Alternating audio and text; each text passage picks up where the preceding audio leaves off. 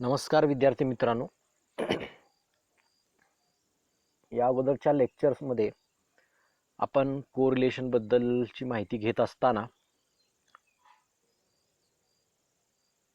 Carl पियर्सनचा correlation coefficient बद्दल आपण माहिती घेतली. त्यानंतर रँक कोरिलेशन कोइफिशियंट ची मॅथमॅटिकल मेथड मध्ये आपण बघत होतो. त्यामध्ये क्वांटिटेटिव्ह डेटासाठी कार्ल पियर्सनचा कोरिलेशन कोइफिशियंट कसा काढायचा आपण ते बघितलं, त्याची एक्झाम्पल्स पाहिली. त्यानंतर आता रँक कोरिलेशन कोइफिशियंट काढत असताना त्यामध्ये मी सांगितलं होतं की दोन केसेस अराईज होतात, एक नो टाईज इन रँकिंग आणि टाईज इन रँकिंग. म्हणजे रँक्स असाइन करत असताना क्वालिटेटिव्ह डेटाला तर दोन केसेस अराईज होतात, त्या म्हणजे ties in ranking, no ties in ranking. त्यातली आपण पहिली केस जी आहे नो टाईज इन रँकिंग ती आपण बघत होतो. नो टाईज इन रँकिंग या केसमध्ये आपला स्पियरमनचा रँक कोरिलेशन कोइफिशियंटचा फॉर्म्युला काय येतो तो आपण बघितलाय. तो किती असतो तर R is equal to capital R is equal to 1 minus 6 into summation DI square upon n into n square minus 1. अशा पद्धतीचा आपला स्पियरमन्स रँक कोरिलेशन कोइफिशियंट असतो. आता जसा आपल्याला माहिती आहे की स्पियरमनचा rank correlation coefficient is a Karl Pearson correlation coefficient between the ranks according to character X आणि अकॉर्डिंग टू कॅरेक्टर वाय. त्यामुळं हा स्पियरमनचा रँक कोरिलेशन कोइफिशियंटचे लिमिट सुद्धा काय असतात तर -1 टू +1 अशा पद्धतीनेच असतात. So Spearman's rank correlation coefficient is a Karl Pearson's correlation coefficient between ranks. Therefore, we must have -1 is less than equal to R is less than equal to +1. आता याचा आपल्याला प्रूफ बघायचा आहे. कशा पद्धतीने आपण ते प्रूफ करू शकतो की कॅपिटल R स्पियरमनचा rank correlation coefficient lies between -1 and +1. आता त्यातली पहिली केस आपण गृहीत धरली तर आपल्या ज्या रँक्स आहेत तर फॉर्म्युल्यामध्ये वापरताना आपण काय करतो, डिफरन्स बिटवीन रँक्स वापरतो, त्याला आपण DI म्हणतो आणि DI स्क्वेअरची समेशन घेतो. मग जर समजा सगळ्या रँक्स पहिल्या केसमध्ये सगळ्या रँक्स एकसारख्या असल्या म्हणजे एक्स सिरीजच्या ज्या रँक्स आहेत त्याच रँक्स वाय सिरीज मधल्या जर असतील तर त्या दोन्हीतला आपण डिफरन्स घेतला तर डिफरन्स तो किती असणार आहे तर 0 आपल्याला डिफरन्स मिळेल. So each DI when ranks of all the items are the same or equal, then each DI is equal to 0. Therefore, summation DI square will be equal to 0. Summation DI square जर 0 आलं तर आपल्या Carl पियर्सनचा correlation कोइफिशियंटचा जो formula आहे तो फॉर्म्युल्यामध्ये आपला numerator जो आहे 1 minus 6 into summation DI square, तर तो न्यूमरेटर जो आहे तो किती येईल आपल्याला 0 मिळेल आणि 6 इंटू 0 सो न्यूमरेटर 0 होईल आणि मग आपल्याला 1 मायनस पुढची व्हॅल्यू आहे ती पुढची या टर्मची व्हॅल्यू 0 मिळेल. त्यामुळं 1 minus 0 is 0. So R is equal to 1 अशी आपल्याला व्हॅल्यू मिळेल when all the ranks of किंवा त्याला आपण म्हणूया ranks of all the items in the series both the series are equal. दोन्ही सेरीज मधल्या रँक्स इक्वल असतील त्यावेळेला आपल्याला R इज इक्वल टू 1 मिळतोय, positive 1 +1. That it indicates the perfect positive correlation. आता यानंतरची दुसरी जी सिच्युएशन आहे एक्स्ट्रीम की त्या रँक्स ज्या आहेत त्या रँक्स काय असतील परफेक्टली अपोजिट रँक्स ज्या वेळेला असतील त्यावेळेला मग काय होणार तर जर समजा आपल्या रँक्स परफेक्टली अपोजिट असतील म्हणजे काय तर ज्या आयटेमला ज्या ऑब्झर्वेशनला अकॉर्डिंग टू एक्स कॅरेक्टर तुम्हाला 1 रँक मिळालेली आहे त्याच ऑब्झर्वेशनला अकॉर्डिंग टू वाय कॅरेक्टर तुम्हाला nth रँक मिळेल. लक्षात येते परफेक्ट, मग त्याला अपोजिट रँक्स आपण आणि ज्या ऑब्झर्वेशनला अकॉर्डिंग टू एक्स कॅरेक्टर nthवी रँक मिळालेली आहे, त्याच ऑब्झर्वेशनला according to Y character first rank मिळालेली आहे. दॅट इज अपोजिट रँक्स असं त्याला आपण म्हणूया. इथं मी रँक्स तुम्हाला दाखवलेले आहेत. अशा ज्या वेळा अपोजिट रँक्स असतील त्यावेळेला तो डिफरन्स जो असेल D I X I minus Y I मधला रँक्समधला तो डिफरन्स मॅक्सिमम असेल, आणि तो मॅक्सिमम डिफरन्स असल्यामुळे आपल्याला आर इज इक्वल टू -1 मिळेल. पण तो कशा पद्धतीने मिळेल ते आपल्याला बघायचं आहे. जर रँक्स जर अपोजिट असतील तर समजा पहिल्या ऑब्झर्वेशनला 1 रँक मिळाली असं गृहीत धरूया आपण. ते प्रत्येक सिच्युएशनमध्ये पहिल्या ऑब्झर्वेशनला रँक 1 मिळेल अकॉर्डिंग टू कॅरेक्टर एक्स असं नाहीये. मधलादलं कुठलंही ऑब्झर्वेशन पहिली रँक घेऊ शकेल, रँक 1. तर ज्या ऑब्झर्वेशनला इथं आता पहिल्या ऑब्झर्वेशनला आपण गृहीत धरले की रँक 1 मिळालेली आहे अकॉर्डिंग टू कॅरेक्टर एक्स, तर अकॉर्डिंग टू कॅरेक्टर वाय त्याच ऑब्झर्वेशनला कितवी रँक मिळाली, तर nthवी रँक मिळाली. आता सेकंड ऑब्झर्वेशन जी आहे त्याला according to X character second rank मिळाली, आणि अकॉर्डिंग टू कॅरेक्टर वाय तुम्हाला n-1th रँक मिळालेली आहे. म्हणजे अशा पद्धतीनं totally opposite rank according to X आणि अकॉर्डिंग टू कॅरेक्टर वाय अशा पद्धतीनं आपल्याला जर ऑब्झर्वेशन मिळाल्या तर अशा पद्धतीचा सिनेरिओ आपल्याला दिसतो. लास्ट ऑब्झर्वेशन जे आहे अकॉर्डिंग टू एक्स कॅरेक्टर त्याला nthवी रँक मिळाली आणि अकॉर्डिंग टू कॅरेक्टर वाय त्याला फर्स्ट रँक मिळाली. म्हणजे these are the totally opposite ranks according to different characters X and Y. तर मग मी काय केलं, या रँक्सची जर समजा मी बेरीज घेतली तर एक्स आय प्लस वाय आहे मला काय मिळेल, n+1 असं मिळेल. प्रत्येक तुम्ही ऑब्झर्वेशनसाठी ज्या रँक मिळालेल्या आहेत त्यांची जर बेरीज घेतली तर तुम्हाला n+1च मिळणार. तर पहिल्या ऑब्झर्वेशनसाठी बघितलं तर तुम्हाला n+1 मिळेल, दुसऱ्या ऑब्झर्वेशनसाठी बघितलं तर काय मिळेल, n-1+2, so that is again n+1. तिसऱ्या ऑब्झर्वेशनसाठी n-2+3, so that is again n+1. अशा पद्धतीने तुम्हाला x I plus Y I त्याची व्हॅल्यू काय मिळेल, n+1 अशी व्हॅल्यू मिळेल. आता इथं नेक्स्ट मी काय केलं तर X I plus Y I ब्रॅकेटचा स्क्वेअर आणि त्याची सम घेतली. मग ते A plus B bracket square आपला जो फॉर्म्युला आहे त्याच्यानुसार काय केला, एक्सपांड केला आणि समेशन प्रत्येक टर्मला देऊन टाकलं. तर काय मिळेल मला, summation X I square plus summation Y I square plus 2 summation X I Y I अशी टर्म मिळेल मला. आता X I plus Y I ची व्हॅल्यू मला माहिती आहे n+1, तर ती मी n+1 व्हॅल्यू तिथं पुट केली. Summation n+1 bracket square is equal to, आता पुढं X I square plus Y I square जे आहे तर आपल्याला माहिती आहे summation X I square is equal to summation Y I square. आपण पाठीमागच बघितले स्पियरमनचा रँक कोरिलेशन कोइफिशियंटचा फॉर्म्युला प्रूव्ह करताना.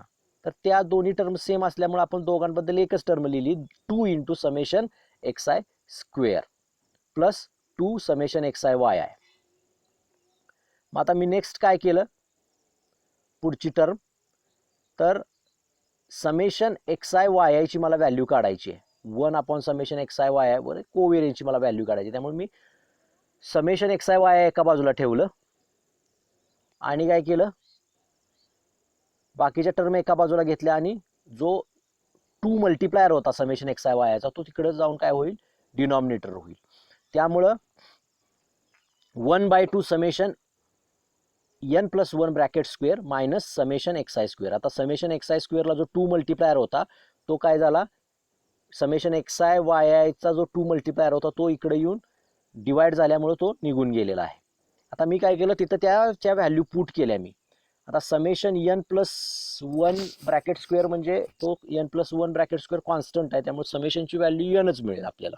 त्यामुळे n into n+1 bracket square upon 2 असा मिळेल आपल्याला, मायनस समेशन एक्स आय स्क्वेअरची जी व्हॅल्यू आहे n into n+1 into 2n+1 divide by 6 ही व्हॅल्यू आपण तिथं पुट केली. आणि हे काय केलं, मग त्या दोन्ही टर्ममधून आपण n+1 common, n into n+1 common काढलं, n into n+1 divide by 2 हे कॉमन काढलं. आतमध्ये ब्रॅकेटमध्ये काय राहील, n+1 upon 1 minus 2n+1 upon 3. आता हे काय केलं, ब्रॅकेट जो आहे आपला तो सॉल्व केला क्रॉस मल्टिप्लिकेशन घेऊन. तो क्रॉस मल्टिप्लिकेशन घेताना काय मिळेल मला बघा, आणि क्रॉस मल्टिप्लिकेशन घेत असताना मी summation X I Y I जे होता त्याला 1/n मल्टिप्लायर घेतला. मग 1/n मल्टिप्लायर तुमच्या RHSला पण येईल आणि तो मल्टिप्लायर घेतलेला असताना न्यूमरेटरचा जो n आहे तो न्यूमरेटरचा n आणि तो n divided by 1 divide bye n जो आहे तो कॅन्सल होईल. त्यामुळे तुम्हाला टर्म काय मिळेल n plus 1 divide by 2 into bracket 3n plus 3 minus 2n minus 1 divide by 3 अशी मिळेल term. So 1 by n summation xi yi is equal to काय मिळेल फायनल तुम्हाला n plus 1 into n plus 2 divide by 6 अशी term मिळेल. आता मला जर कोव्हेरियन्स बिटवीन x आणि y काढायचं असेल तर मी 1 upon n summation xi yi मधून काय करणार x बार इंटू y बार मायनस करणार. मग मी तशी टर्म लिहिली आणि मी आता काय करतोय मायनस करतोय त्या व्हॅल्यू पुट करून 1 upon n summation xi yi ची व्हॅल्यू माझ्याकडे आहे ती पुट केली वर काढलेली आणि x बार y बारच्या व्हॅल्यू मी अगोदर काढलेल्या आहेत त्या दोन्ही पुट केल्या दोन्ही सेम आहेत त्या दोघांचं मल्टिप्लिकेशन घेतलं x बारची व्हॅल्यू n प्लस 1 बाय 2 आहे y बारची व्हॅल्यू पण n प्लस 1 बाय 2 आहे दोघांचं मल्टिप्लिकेशन झालं तर n plus 1 bracket square upon 4 होईल. परत दोन्ही टर्म मधून मी काय केलं n plus 1 divide by 2 common काढलं तर आतमध्ये टर्म कुठल्या राहतील n plus 2 upon 3 minus n plus 1 by 2 अशी टर्म राहील. मग मी ब्रॅकेट सॉल्व केला मी कसा क्रॉस मल्टिप्लिकेशनने तर मला काय मिळेल बघा ब्रॅकेट मधली टर्म ब्रॅकेटच्या बाहेर आहे तशीच येईल 2n plus 4 minus 3n minus 3 divide by 6 म्हणजेच मला काय मिळेल 2n मायनस 3n म्हणजेच मायनस n आणि 4 minus 3 that is plus 1. So मी काय केला मग मायनस n प्लस 1 मधून मायनस कॉमन काढला बाहेर मल्टिप्लायरच so minus n minus 1 into n plus 1 divide by 12 and that is nothing but the expansion of n square minus 1 ब्रॅकेटच्या बाहेर मायनस तसाच so minus into bracket n square minus 1 divide by 12 this is the covariance between x and y. आता हा covariance between x and y आपण काय करणार आहे आपल्या फॉर्म्युल्यामध्ये पुट करणार आहे दॅट इज r चा फॉर्म्युला जो आहे covariance between the ranks divided by standard deviation of product of standard deviation of ranks. So sigma X sigma Y दोन्ही सेम आहेत त्यामुळे त्याच्याबद्दल एकच मी व्हॅल्यू लिहिली सिग्मा एक्स त्यामुळे दोघांचं मल्टिप्लिकेशन होऊन मला काय मिळेल सिग्मा स्क्वेअर एक्स मिळेल. तर कोव्हेरियन्स बिटवीन एक्स वाय आपला काय आहे तर minus n square minus 1 upon 12 हा वरती आपण काढलेला आहे divide by sigma square x काय आहे तर n स्क्वेअर मायनस 1 अपॉन 12 आहे. तर दोन्ही टर्म सिमिलर आहेत फक्त मायनस त्यामध्ये आहे so that will give the answer r is equal to minus 1. त्यामुळं फ्रॉम 1 अँड 2 पहिल्या केसमध्ये आपण r is equal to 1 put केलं होतं दुसऱ्या केसमध्ये r इज इक्वल टू पहिल्या केसमध्ये आपण r is equal to 1 prove केलं होतं आणि दुसऱ्या केसमध्ये आपण r is equal to minus 1 prove केलं. So from 1 and 2 we can say that minus 1 is less than equal to r is less than equal to 1. So r is lies between minus 1 and plus 1 or similarly mod r is less than equal to plus 1. In this way we have proved that Spearman's rank correlation coefficient lies between minus 1 and plus 1. Now we have to see some numerical examples. Let us see here. First example, there are 7 methods of imparting business education were ranked by MBA students of 2 universities as follows. म्हणजे 7 teaching methods आहेत त्या teaching मेथडला 2 वेगवेगळ्या युनिव्हर्सिटीतल्या MBA स्टुडंटनी जे ranking केलंय कुठली teaching method चांगली आहे त्यानुसार त्यांना वाटते त्यानुसार रँकिंग केलेलं आहे त्या रँक्स आपल्याला इथं दिलेल्या आहेत डायरेक्ट रँक्स दिलेले आहेत. आता इथं आपल्याला रँकिंग काही करायचं नाही आहे डायरेक्ट रँक दिलेले आहेत त्या मेथड ऑफ टीचिंगसाठी. आता त्यासाठी ह्या डेटासाठी आपल्याला काय करायचं आहे calculate the rank correlation coefficient and comment it's value. आपल्याला रँक कोरिलेशन कोइफिशियंट काढायचं आहे या डेटावरून आणि त्या व्हॅल्यूवरून कोड काय आहे ते सांगायचं आहे आपल्याला. सो मग हे काढत असताना तर इतर रँक बघितले आपण तर कुठलीही रँक टाय झालेली नाही सगळ्या रँक व्यवस्थित तुम्हाला इथं आहेत त्यामुळे नो टाईज इन रँकिंगची केस आपल्याला आहे. त्यामुळे नो टाईज इन रँकिंगच्या केसमध्ये स्पियरमनचा रँक कोरिलेशन कोइफिशियंट काय आपल्याला माहिती आहे. We know that the formula for rank correlation coefficient r is equal to 1 minus 6 into summation di square upon n into n square minus 1 where di is equal to rank of x minus rank of y. Here n, it is number of observations, or number of pairs is equal to 7. Now to find summation di square we prepare following observation table. आपल्याला di स्क्वेअरच्या value काढायचं, त्यामुळे आपल्याला एक observation table prepare करावा लागतो. अशा पद्धतीने आपण तो ऑब्झर्वेशन टेबल काय करणार आहोत, प्रिपेअर करणार आहोत.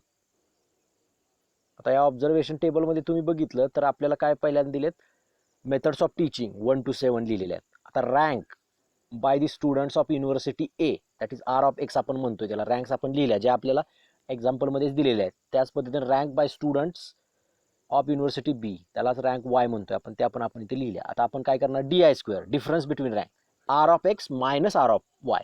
आर एक्सच्या रँक्समधून वायच्या रँक्स आपण काय करायच्या, वजा करायच्या. त्यामुळे पहिली जी व्हॅल्यू येणार आहे आपल्याला पहिल्या टीचिंग मेथडसाठी 2 - 1 दॅट इज 1. डी आयची व्हॅल्यू मी पहिल्यांदा 1 लिहिली आहे पहिल्या टीचिंग मेथडसाठी. तसंच दुसरी काय येणार 1 - 3 दॅट इज -2. अशा पद्धतीने मी डी आयच्या व्हॅल्यूज तिथं लिहिलेल्या आहेत. आता मला ज्या डी आयच्या व्हॅल्यू मिळतील त्या प्रत्येक व्हॅल्यूचा मी स्क्वेअर करून डी आय स्क्वेअरच्या कॉलममध्ये लिहिणार. 1चा स्क्वेअर 1, -2चा स्क्वेअर 4 +4, 3चा स्क्वेअर 9, -1चा स्क्वेअर 1, -3चा स्क्वेअर +9, 2चा स्क्वेअर 4, 0चा स्क्वेअर 0. आणि मग त्याची समेशन मला लागते फॉर्म्युल्यामध्ये. खाली फॉर्म्युला जो आहे दिसतोय त्यामध्ये मला काय लागते, समेशन डी आय स्क्वेअर. मग त्या डी आय स्क्वेअरचा जो कॉलम आहे त्याची मी काय घेतली, सम घेतली, ती मला 28 मिळालेली आहे. आता ती मी काय करणार, फॉर्म्युल्यामध्ये वापरणार. आता मी इथं फॉर्म्युल्यामध्ये ती सम वापरली. r is equal to 1 - 6 into summation di square divided by n into n square minus 1. मग ती डी आय स्क्वेअरची व्हॅल्यू 28 मी पुट केली, ते मी सॉल्व केलं. 1 मायनस न्यूमरेटरला 6 into 28, डिनॉमिनेटरला 7 into 49 - 1. आता तुमचा n 7 आहे त्यामुळे n स्क्वेअर त्याचा किती होणार आहे, 49. आणि मग ते सॉल्व केलं मी तर मला 1 - 0.5 अशी व्हॅल्यू मिळाली. That is r is equal to 0.5 अशी व्हॅल्यू मिळाली. आता आरचं जे साईन आहे ते पॉझिटिव्ह आहे आणि किती 0.5च्या इक्वल टू त्याची व्हॅल्यू आहे. सो आपण काय इंटरप्रिटेशन लिहिणार, कमेंट काय लिहिणार त्याच्यावरती, तर hence correlation coefficient between ranks, और त्यालाच आपण correlation between rank by students of university A and rank by students of university B is high degree positive. ह्या दोघांमधलं rank of students of university A and rank by students of university B याच्यामधलं जे correlation आहे ते कसं आहे, हाय degree and positive. आता आपण अजून एक न्यूमरिकल प्रॉब्लेम बघू. आता इथं आपल्याला व्हॅल्यूज दिलेल्या आहेत, त्या व्हॅल्यूचं आपल्याला आधी रँकिंग करायचं आहे आणि त्याच्यावरनं मग स्पिअरमनचा रँक कोरिलेशन कोइफिशियंट काढायचा. आता काय सांगितलंय, calculate Spearman's rank correlation coefficient between advertisement cost and sales from the following data. आता ॲडव्हर्टाइजमेंट कॉस्ट आपल्याला दिलेली आहे इन 1000 रुपीजमध्ये आणि सेल्स इन लॅकमध्ये दिलेला आहे. त्या व्हॅल्यूज आपल्याला दिलेल्या आहेत. आता ह्या व्हॅल्यूजवरून आता स्पिअरमनचा रँक कोरिलेशन कोइफिशियंट काढायचा आहे, तर डायरेक्ट डेटावरून आपल्याला कोणती केस वापरायची, नो टाईज इन रँकिंग वापरायची का टाईज इन रँकिंग वापरायची ती लक्षात येत नाही. मग आपण काय करायचं, तर हा जो दिलेला डेटा असेल जो ज्याला रँकिंग केलेलं नाहीये त्या डेटाला आधी रँकिंग करायचं. आणि त्या रँकिंग करत असताना जर कुठं टाय केस ऑकर झाली, म्हणजे दोन्ही ऑब्झर्वेशन सेमच आहेत दोन्ही ठिकाणी असं लक्षात आलं, तर मग आपल्याला लक्षात येतं की इथं टाईज इन रँकिंग आपल्याला फॉर्म्युला वापरायचा आहे. आणि जर समजा कुठंही टाय ऑकर झाली नाही तर समजायचं की इथं नो टाईज इन रँकिंगचा फॉर्म्युला आपल्याला वापरायचा. इथं तुम्ही बघितलं तर कुठलंही ऑब्झर्वेशन एकाच सिरीजमध्ये 2 ऑब्झर्वेशन सेम नाही आहेत, त्यामुळे नो टाईज इन रँकिंगचाच फॉर्म्युला आपल्याला इथं वापरावा लागेल. आणि तो आपल्याला माहिती आहे किती, तर r is equal to 1 - 6 into summation D I square upon n into n square minus 1, where D I is equal to difference between the ranks, that is r of x minus r of y. Let x denotes advertisement cost in 1000 rupees, y denotes sales in lakh. Therefore, to find summation di square, we prepare following observation table. di square आपल्याला summation di square काढण्यासाठी आपल्याला काय करावं लागते, हा observation table calculate करावं लागतं. ह्या ऑब्झर्वेशन टेबलमध्ये मी काय लिहिलेलं आहे, ॲडव्हर्टाइजमेंट कॉस्ट x म्हणून व्हेरिएबल त्याला घेतलेला आहे मी. सेल्स इन लॅक, त्याला वाय म्हणून व्हेरिएबल मी घेतलेला आहे, त्याच्या व्हॅल्यूज मी पुट केलेल्या आहेत ज्या आपल्याला प्रॉब्लेममध्ये दिले आहेत अशा. आता त्याचं मला रँकिंग करायचं. तर रँक मी कशी करणार, तर एक्स सिरीजमध्ये ज्याची व्हॅल्यू सगळ्यात जास्त आहे, मॅक्सिमम व्हॅल्यू ज्याची आहे त्याला मी 1 रँक देणार. म्हणजे जसं ज्याला जास्त मार्क्स पडतात, जास्त टक्के, त्याचा नंबर पहिला येतो क्लासमध्ये, वर्गामध्ये, तसंच इथं ज्याची व्हॅल्यू सगळ्यात जास्त आहे त्याला आपण फर्स्ट रँक देणार. त्यानंतर पहिल्या व्हॅल्यूपेक्षा ज्याची न्यूमरिकल व्हॅल्यू जरा कमी आहे, त्यापेक्षा कमी आहे, त्याला सेकंड रँक येणार. अशा पद्धतीने आपण रँकिंग करत जातो. आता इथं एक्स सिरीजमध्ये बघा तुम्ही, 98 जी व्हॅल्यू आहे ती सगळ्यात हायेस्ट व्हॅल्यू आहे त्या एक्स सिरीजमध्ये. तर 98ला मी किती रँक देणार आहे, आर ऑफ एक्स 1 देणार आहे. म्हणजे according to X character rank किती देणार, 1, फर्स्ट रँक. 98 नंतर बघा 90, हे त्यानंतरचं second last observation, highest second last observation आहे 90. तर त्याला मी रँक किती देणार, सेकंड रँक, 2 रँक देणार मी अकॉर्डिंग टू कॅरेक्टर एक्स. म्हणजे रँक ऑफ एक्स देताना फक्त एक्स सिरीजचाच कॉलम बघायचा, त्यातल्याच व्हॅल्यू, ज्याची व्हॅल्यू मोठी असेल, जी व्हॅल्यू मोठी असेल त्याला 1 रँक येणार, त्यानंतरची मोठी असेल त्याला 2 रँक येणार. आता 90 नंतर 82 ही पुढची नेक्स्ट हायेस्ट व्हॅल्यू आहे, त्याच्यापेक्षा कमी, 90 पेक्षा कमी असणार, त्यामुळे त्याला किती येणार आहे, थर्ड रँक येणार आहे. अशा पद्धतीने मी रँकिंग करत जाणार.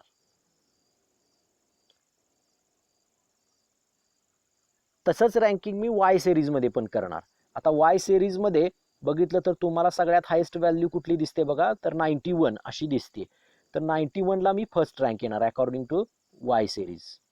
91 नंतर 86 ही सेकंड हायेस्ट व्हॅल्यू येते, 91 नंतरची लहान, म्हणजे इतरांच्या पेक्षा सेकंड लास्ट मोठी, तर त्याला सेकंड रँक येणार. अशा पद्धतीने आपण काय करत जाणार आहोत, रँकिंग करत जाणार आहोत. जसं क्लासमध्ये विद्यार्थ्यांना मार्क्सनुसार रँकिंग मिळतं, त्या पद्धतीनंच इथं रँकिंग, ज्याची व्हॅल्यू सगळ्यात मोठी त्याला पहिला रँक, तिथून पाठीमागं जसं जसं कमी कमी व्हॅल्यू होती तसं रँक पण कमी कमी होत येणार. आता आपल्याला DI जो घ्यायचा आहे, तो DI म्हणजे काय, difference between ranks, RX minus RY. मग आता RX मायनस RY घेतलं तर बघा, पहिल्या ऑब्झर्वेशनसाठी काय येते, 8 minus 10 minus 2, 6 minus 8 minus 2, 7 minus 7 0, 2 minus 2 0, 3 minus 5 minus 2, 5 minus 1 1, 10 minus 6 4, 1 minus 1 0, 9 minus 9 0, 4 minus 3 1. अशा पद्धतीने मला DIच्या व्हॅल्यू मिळतील. तसंच मग मी पुढचा कॉलम, मला लागतात व्हॅल्यू कुणाच्या, तर DI स्क्वेअरच्या, त्याची सम लागते DI स्क्वेअरची, त्यामुळे मला आधी DI स्क्वेअरच्या व्हॅल्यू काढून घ्याव्या लागतील. तर DI स्क्वेअरच्या व्हॅल्यू मी काय करणार, DI मधल्या प्रत्येक व्हॅल्यूची काय करणार, स्क्वेअर करणार.